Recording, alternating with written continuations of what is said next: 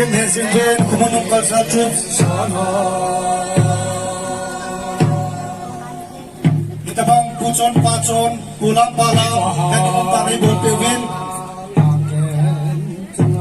tumang bersabarnya isi gowe subitio kuman lolau sabong kensai ati kiti dunia hi kumunong kalsatut ngapuna performance sibat jimayo hin Atipa masih begini.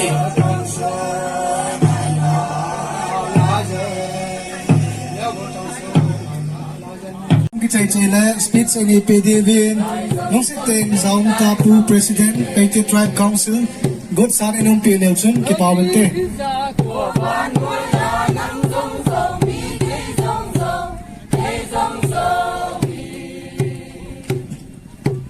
Kau mi